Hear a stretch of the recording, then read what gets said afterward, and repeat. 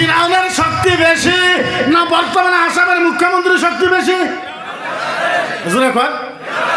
ভয় পান?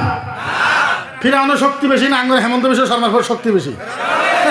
ফিরাউনের সাথে সিকিউরিটি থাকতো 70,000। কত? আরো জোরে, আরো জোরে।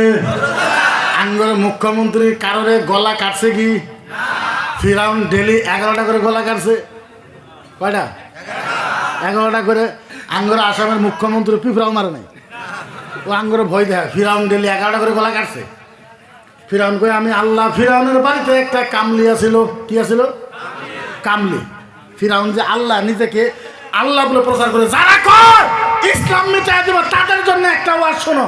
যারা ইসলাম মিটাই দিতে চায় তাদের জন্য একটা ওয়াজ।